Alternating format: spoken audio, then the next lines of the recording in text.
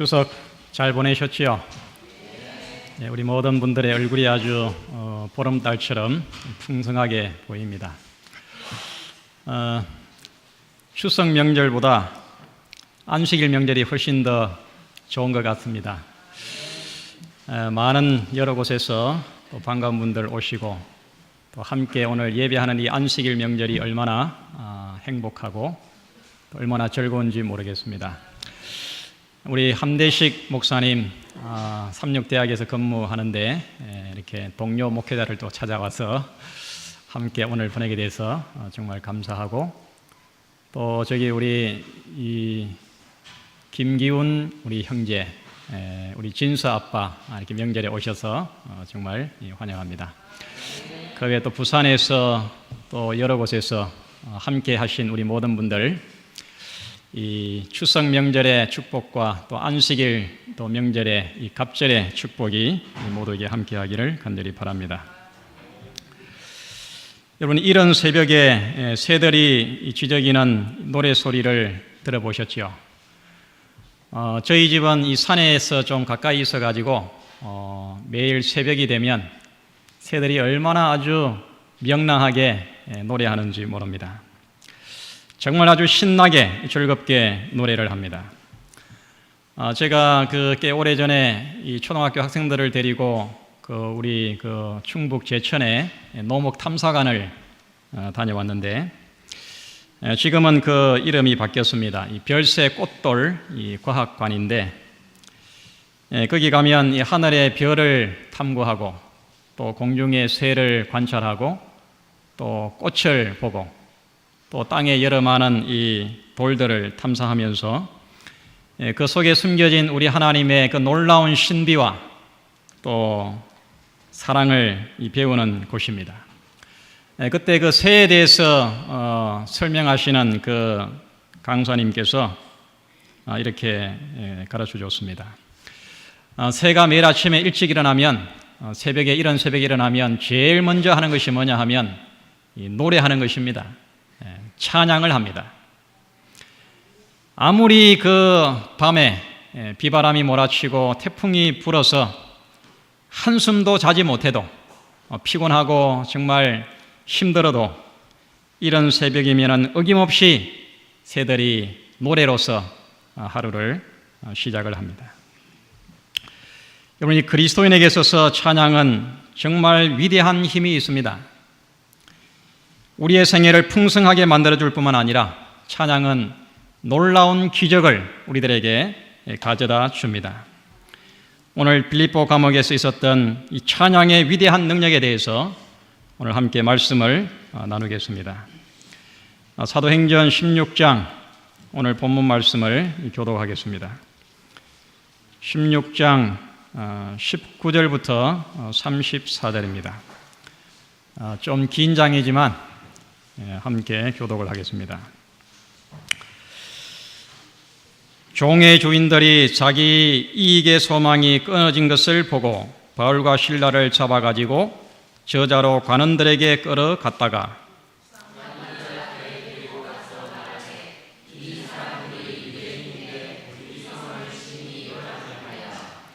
로마 사람인 우리가 받지도 못하고 행치도 못할 풍속을 전한다 하거늘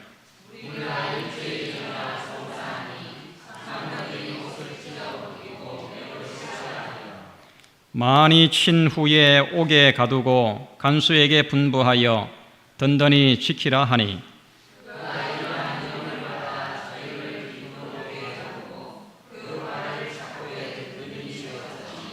밤중쯤 되어 바울과 실라가 기도하고 하나님을 찬미하며 죄수들이 듣더라.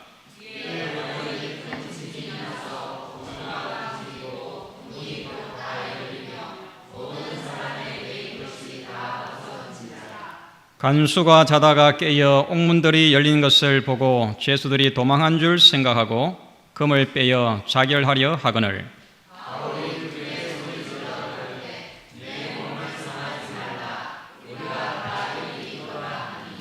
간수가 등불을 달라고 하며 뛰어 들어가 무서워 떨며 바울과 실라 앞에 부복하고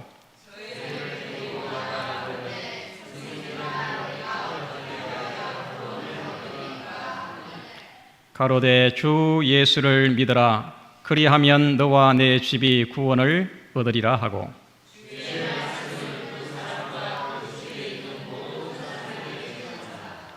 밤 그 시에 간수가 저희를 데려다가 그 맞은 자리를 씻기고 자기와 그 권속이 다 침례를 받은 후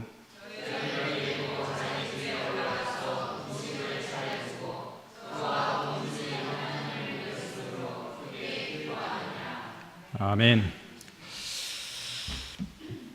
이 바울과 실라가 이 아시아의 지경을 넘어서 유럽 땅에 들어가 이 빌립보에서 복음을 전하다가 핍박을 받아서 그들이 붙잡혔습니다. 그리고는 이 온 몸이 만신창이가 되도록 두들겨 맞고 감옥에 갇혔습니다. 몸에 성한 곳이 없을 정도로 상처투성이었지만은 바울과 실라는 감옥에서도 기도하며 찬양을 불렀습니다. 감사와 기쁨이 넘쳐났습니다. 소리를 높여 부르는 찬양은 다른 죄수들과 간수들에게 울려 퍼졌습니다. 만신창이가 되어서 감옥에 갇혀 부르는 이 찬양과 또 기쁨의 노래는 온 땅을 뒤흔드는 지진을 일으켰습니다. 옥문이 열리고 다른 죄수들이 회심을 하고 옥문을 지키던 간수가 침례를 받고 구원을 얻는 이 놀라운 역사가 일어난 것입니다.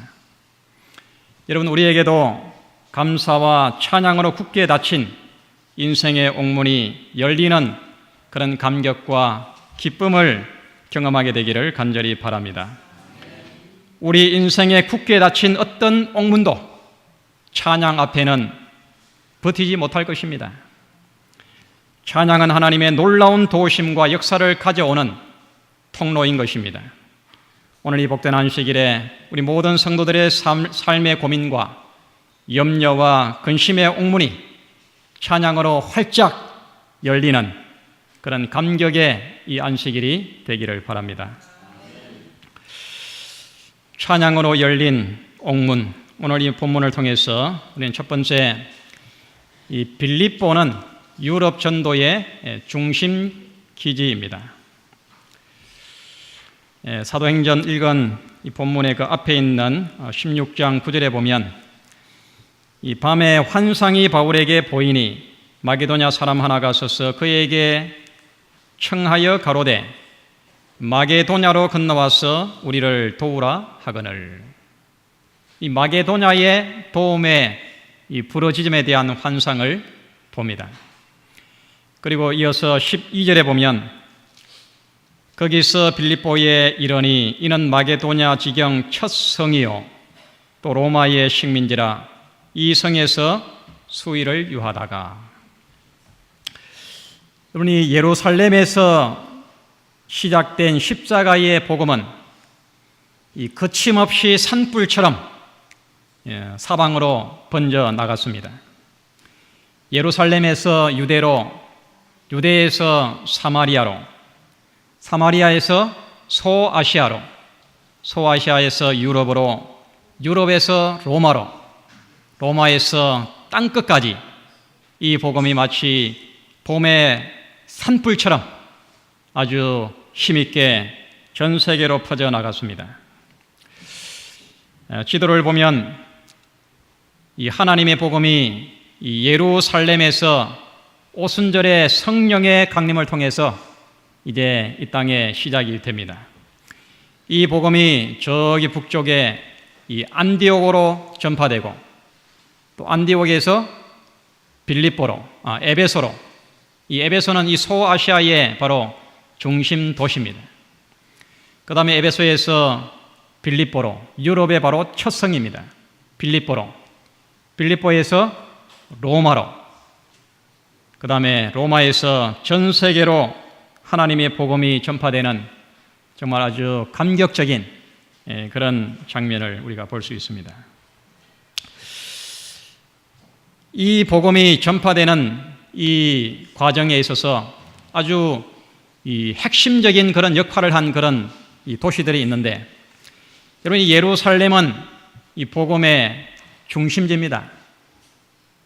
하나님께서 택하신 바로 이 가나안의 중심지, 바로 예루살렘에서 하나님의 복음이 태동이 됐습니다. 그리고 이 복음이 저 북쪽의 안디옥으로, 이 안디옥은 이방 전도의 중심 기지가 됐습니다. 여러분, 이 안디옥에서 어떤 일이 있었습니까? 바울과 바나바가 거기에서 열심히 1년 동안 하나님의 복음을 가르쳤는데 그 결과로 거기에서 그들이 얻은 이름이 뭐냐 하면은 바로 이 그리스도인이라고 하는 이름이 거기에서 처음 불려지게 됩니다. 그것이 바로 안디옥입니다. 이곳은 이방 전도의 중심 기지입니다. 그 다음에 이 복음이 에베소로 갑니다. 이 에베소는 아시아 복음의 중심 기지였습니다. 소아시아 지역, 바로 거기가 아시아 복음의 중심 기지입니다. 그 다음에 빌립보입니다. 오늘 우리가 보는 바로 이 빌립보입니다. 이 빌립보는 유럽의 첫 성입니다. 유럽을 들어가려고 하면은 바로 이 빌립보를 통과해야 되는데 하나님께서는 이 빌립보 지역을 유럽 전도의 중심 기지로 삼으셨습니다. 그 다음에 어디로 갑니까? 로마로 갑니다. 그 당시의 세계 중심은 바로 로마입니다. 모든 길은 로마로 통한다고 할 만큼 로마를 통해서 전 세계에 모든 이 교류가 이루어졌습니다. 하나님께서는 이 로마에 복음의 깃발을 세우시고 이 복음이 땅끝까지 천하만 백성들에게 전거되는 그런 전 세계 선교의 중심 기지로 삼으셨습니다. 여러분, 하나님의 복음이 정말 위대하지 않습니까? 하나님의 복음은 살아서 역사합니다. 이 땅 위의 모든 나라와 족속과 방언과 백성들에게 이 하나님의 복음은 전파되어야 합니다. 그런데 이 초대교회의 제자들은 이 전 세계적인 이 복음 전도의 사명을 아직도 좀 잘 이해를 하지 못하고 있었습니다. 그들은 이 복음에 대해서 좀 이 제한적이고 그 다음에 또 민족적인 편견에 그들이 사로잡혀 있었습니다.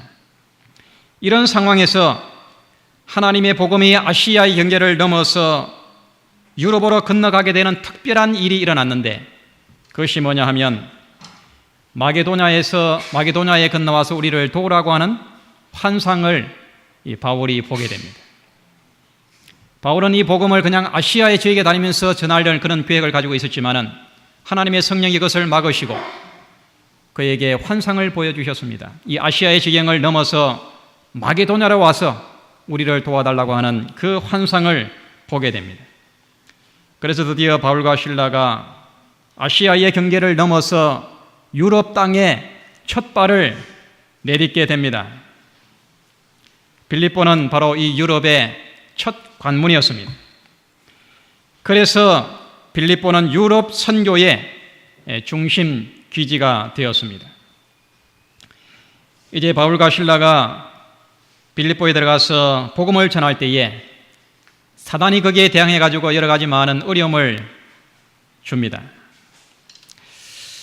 복음이 아시아의 지경을 넘어서 유럽에 전파하기 시작한 바로 그 시점에서 하나님께서는 이 빌립보 지역 유럽 전도를 위해 가지고 감옥에서 놀라운 이적이 일어나는 그런 역사를 일으키게 된 것입니다. 우리 사도행전 28장으로 된 이 역사를 보게 되면 이 선교의 역사는 사람이 하는 것이 아닙니다. 전적으로 하나님의 역사였습니다. 성령의 역사였습니다.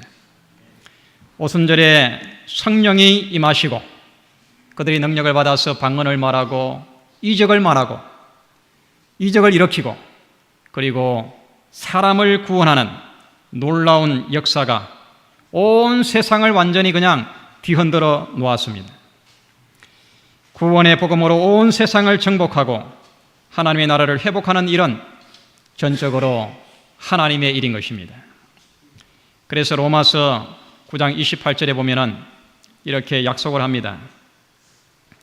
우리 함께 이 말씀을 읽겠습니다. 로마서 9장 28절 시작. 주께서 땅 위에서 그 말씀을 이루사 필하시고 끝내시리라 하셨느니라. 여러분, 이 약속을 믿으시죠? 여러분, 지금 하나님께서 이 일을 이루고 계십니다. 주께서 땅 위에서 그 말씀을 이루사 필하시고 끝내시리라. 사랑하는 성도 여러분, 우리도 바울과 실라처럼 하나님의 복음을 위하여 살게 되기를 간절히 바랍니다. 영혼을 구원하는 일에 우리의 삶의 첫째 순위를 두시기를 바랍니다. 이후에 바울은 이 빌립보 교회에 편지를 쓰면서 그가 로마의 감옥에 갇혀가지고 빌립보 성도들에게, 빌립보 교회에게 편지하기를 이렇게 고백하고 있습니다. 빌립보서 1장 20절로 21절에 나의 간절한 기대와 소망을 따라 아무 일에든지 부끄럽지 아니하고 오직 전과 같이 이제도 온전히 담대하여 살든지 죽든지 내 몸에서 그리스도가 존귀히 되게 하려 하나니 이는 내게 사는 것이 그리스도니 죽는 것도 유익함이니라. 이 바울의 이 고백이 여기 계시는 우리 모든 성도들의 신앙과 복음 전도의 고백이 되기를 간절히 바랍니다. 두 번째는 찬양의 기적입니다. 일간 이 본문 사도행전 16장 24절로 26절 다시 보겠습니다. 그가 이러한 영을 받아 서희를 깊은 옥에 가두고 그 발을 착고에 든든히 채웠더니 밤중쯤 되어 바울과 실라가 기도하고 하나님을 찬미하며 죄수들이 듣더라. 이에 호련히 큰 지진이 나서 옥터가 움직이고 문이 곧 다 열리며 모든 사람의 매인 것이 다 벗어진지라. 바울과 실라가 복음을 전하다가 체포가 되어가지고 감옥에 갇혔습니다. 여러분이 온 육신이 그냥 만신창이가 되도록 맞은 이후에 그들이 감옥에 갇힌 그 상황을 한번 생각해 보시기를 바랍니다. 그냥 한두 대 그냥 몇 대 맞는 그런 고난이 아니었습니다. 고린도후서 11장 24절에 보면은 바울이 빌립보에서의 그 고백을 여기에 간증하기를 유대인들에게 40에 하나 감한 매를 5번 맞았으며 그랬습니다. 유대인들의 법에 매로 사람을 때릴 때는 이 40대는 넘기지 못하도록 해놨습니다. 이런 핍박과 고난을 바울은 몇 번 당했다고요? 5번이나 당했다. 얼마나 많이 그가 복음을 전하면서 핍박을 당하고 고난을 당했는지 모릅니다. 은혜를 베푼다 그래가지고 40까지 때릴 수 있지만 한 번 더 빼준 것입니다. 그래서 39번을 그는 5차례나 맞으면서 복음을 전했습니다. 온몸이 완전히 상처가 나고 터지고 만신창이가 되었습니다. 이제 그런 상태로 감옥에 넣어가지고 그 발을 착고에다가 채웠다 그랬습니다. 착고는 나무에다 구멍을 내가지고 사람이 요동하지 못하도록 그렇게 가두어두는 것입니다. 여러분, 이 정도가 되면 하나님을 원망할 정도 아닙니까? 그죠? 불평하고 정오하고 저주하고 온갖 불만이 터져나올 그런 상황입니다. 이런 지경에서 바울과 실라가 뭐 했습니까? 기도하고 하나님께 찬양을 했다. 그렇게 기록하고 있습니다. 발이 착고에 이렇게 고정이 되어 있기 때문에 아마 그들은 앉아 있을 수도 없었을 거예요. 앉아 있을 힘도 없었을 것입니다. 발이 착고에 차인 상태에서 그냥 땅바닥에 들어 누워서 바울과 실라는 하나님을 찬양했을 것입니다. 그들은 아마 하나님께서 이 마게도냐로 건너오라고 하는 환상을 하나님이 분명히 보여주셨기 때문에, 그리고 그 부르심에 따라서 그들이 순종했기 때문에 이런 고통스러운 환경 가운데서도 하나님께서 특별히 역사하실 것을 그들이 믿었을 것입니다. 그리고 이 유럽의 이 빌립보를 통해서 하나님의 복음이 전 유럽에 전거되도록 그들이 기도했을 것입니다. 사도행적 213페이지에 이렇게 기록합니다. 다른 죄수들은 놀라움으로 더 깊은 옥에서 흘러나오는 기도와 찬양 소리를 들었다. 그들은 비명과 신음소리와 저주와 욕짓거리가 밤의 정막을 깨뜨리는 것에 익숙하였으나 침울한 감방에서 기도와 찬양이 흘러나오는 것은 전에 결코 들어본 적이 없었다.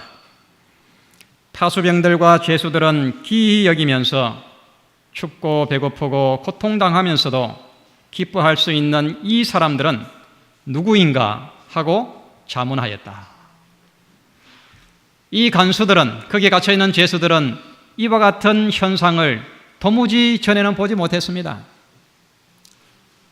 억울하게 감옥에 갇힌 그 죄수들은 비난하고 저주하고 모욕하고 쌍욕을 하고 이것이 보통 그런 반응인데, 이렇게 온몸이 만신창이가 된 가운데서도 찬양과 감사가 흘러나오는 바로 이 사람들은 도대체 누구인가?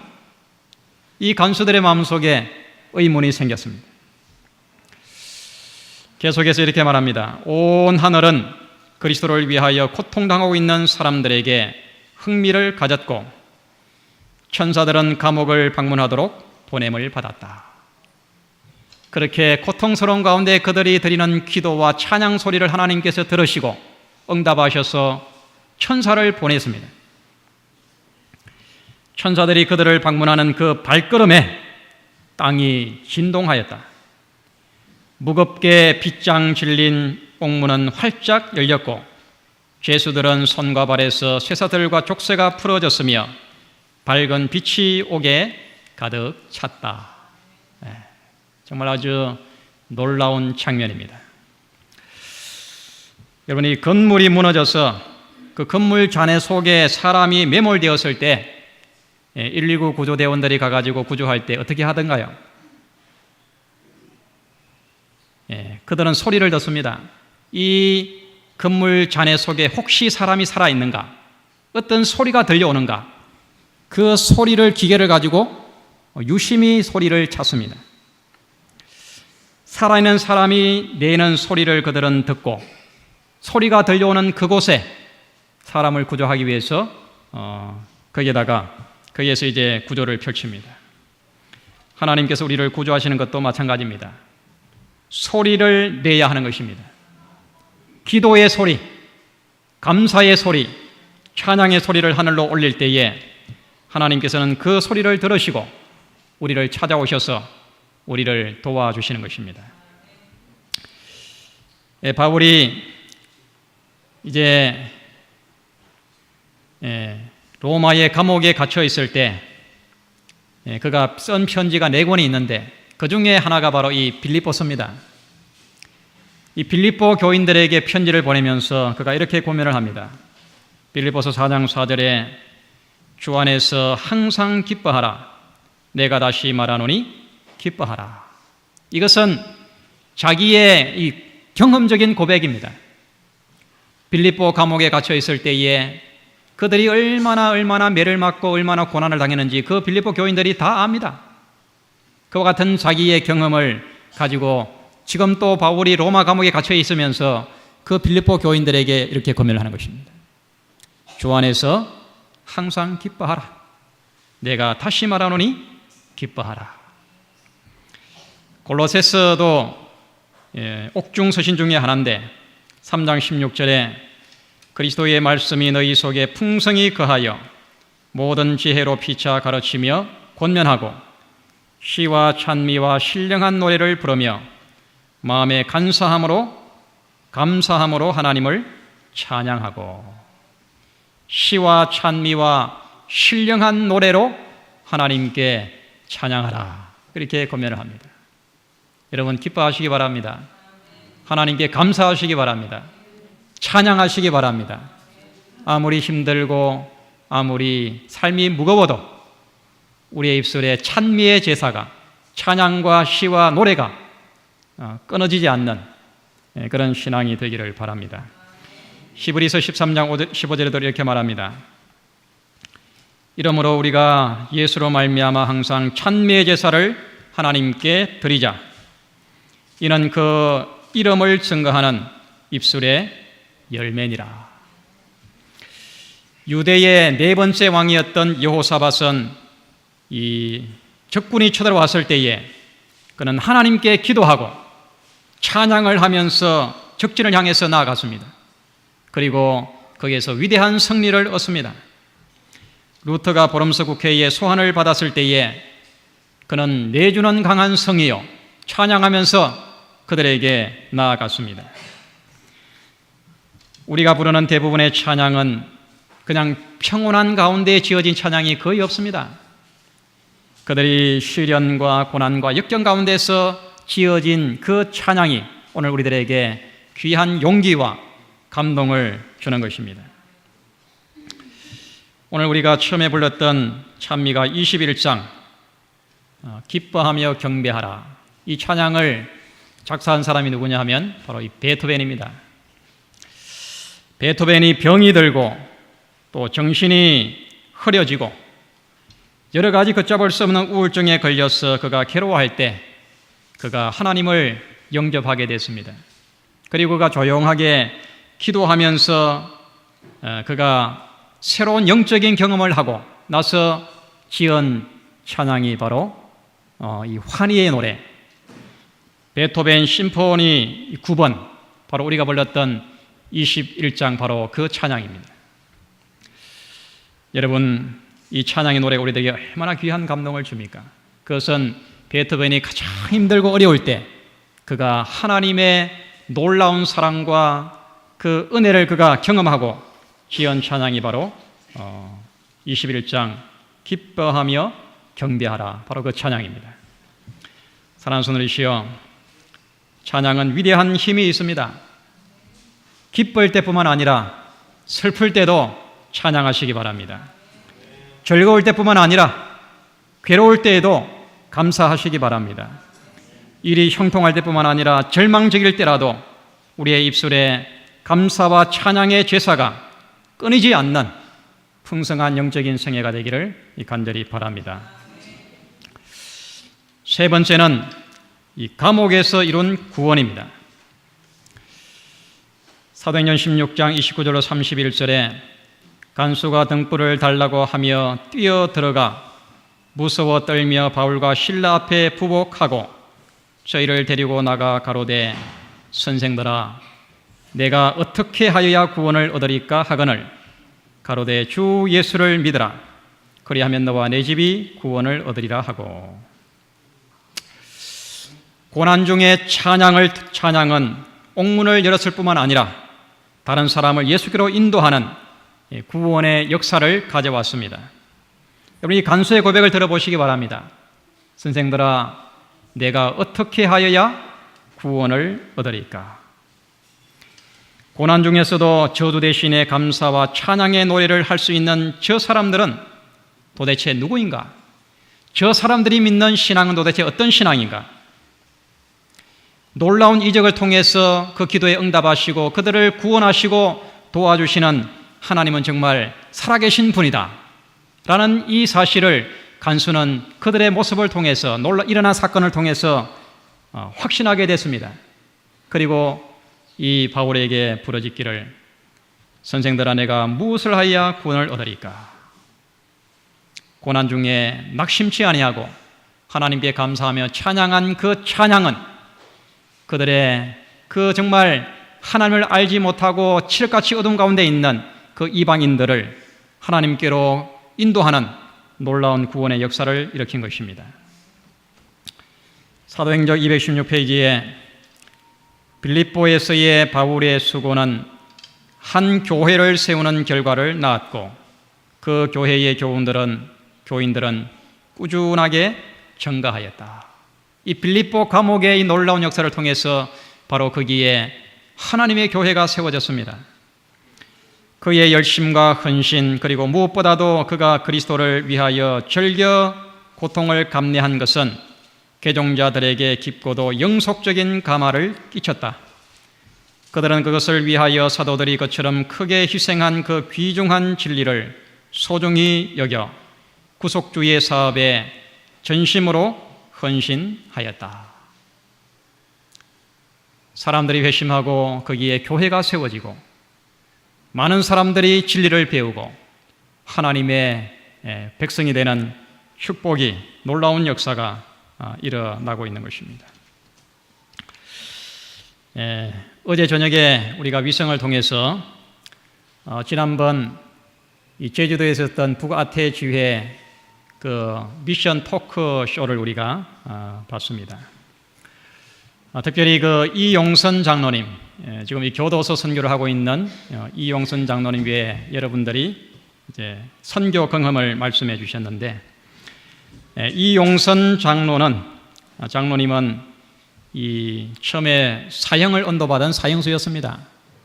그 사형수에서 무기수로 감형이 되고 이제 교도소에서 예수님을 영접하고 재림 신자가 되었습니다.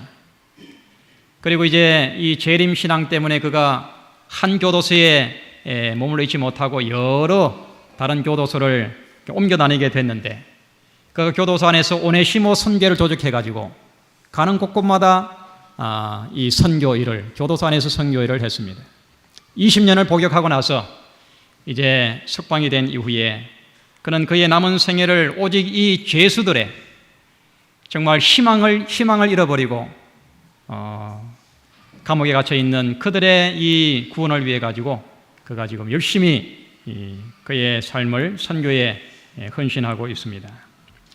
사랑하는 성도들이시여, 우리 모두는 다 죄의 감옥에 갇힌 죄수였습니다. 우리 모두는 다 사형수였습니다. 죄의 사슬에 매여서 나의 의사와는 상관없이 억압당하면서 끌려다니던 그런 죄의 포로였습니다. 이처럼 불행한 나를 죄의 감옥에서 우리 주님은 구원해 주셨습니다. 나를 빛의 세계로, 자유의 나라로, 행복과 평안의 땅으로 인도해 주셨습니다. 죄의 감옥에서 놀라운 이적으로 나를 구원하신 그 하나님의 역사에 대해서 여러분 감사하시고, 우리도 우리 남은 생애를 흑암 가운데, 죄의 포로 가운데 인생의 의미와 목적을 잃어버리고 살아가는 그 죄인들에게 하나님의 복음을 나누어주는 그런 귀한 전도의 생애가 되기를 간절히 바랍니다. 어느 날 두더지가 나뭇가지 위에서 흥겹게 노래를 부르고 있는 종달새에게 물었습니다. 너는 왜 그렇게 시끄럽게 소리 지르니? 왜 그렇게 난리를 치니? 그렇게 하면서 종달새에게 말했습니다. 그때 종달새는 나는 지금 시끄럽게 하는 것이 아니고 나는 지금 즐겁게 노래를 하고 있는 거야. 그게 노래라고? 그렇다면 너는 무엇이 그렇게 기쁘길래 노래를 하니? 종달새가 말했습니다. 두더지야, 한번 봐라. 저렇게 아름다운 나무들과 빛나는 햇살과 또 시원한 바람과 또 졸졸졸 흐르는 시냇물, 이런 이 모습이 너무나도 아름답지 않니? 이렇게 아름다운데 내가 어떻게 가만히 있을 수 있니? 그래서 나는 행복해서 쉬지 않고 노래한단다. 이 말을 듣던 두더지는 의의가 없다는 듯이 말했습니다. 너는 이 바보 같은 소리를 하는구나. 나는 너보다 더 오래 살았고 나는 이 세상에 안 가본 곳이 없이 다 여러 곳을 다녀봤는데, 내가 너에게 말할 수 있는 것은 이 세상에는 이 벌레를 잡아먹는 일 외에는 아무것도 더 좋은 일이 없단다. 땅을 파면서 벌레를 잡아먹는 일 외에는 나에게 더 중요한 일이 없단다. 그렇게 대답을 했다고 합니다. 여러분, 내 생애의 옥문이 혹시 굳게 닫혀있지는 않습니까? 해결되지 않은 무거운 짐으로 무겁게 살아가고 있지는 않습니까? 굳게 닫힌 내 인생의 옥문은 찬양의 열쇠를 통해서 활짝 열린다는 사실을 꼭 기억하시기를 바랍니다. 이 세상 속에서 두더지처럼 땅만 내려다보지 마시고 일에만 급급하지 마시고 믿음의 심호흡을 크게 하시고 하늘에 하나님을 올려다보시기를 간절히 바랍니다. 숲의 새와 같이 우리의 입술에 감사와 찬양의 노래가 끊이지 않는 생애가 되기를 바랍니다. 하나님께서는 지금도 고난 중에 부러짓는 기도와 찬양의 소리를 즐겨 귀 기울이시며 우리들에게 응답하기를 지금도 기다리고 계십니다. 찬양으로 인생의 옥문이 활짝 열리는 삶의 환희와 감격을 날마다 경험하는 우리 모든 성도님들이 되기를 간절히 바랍니다.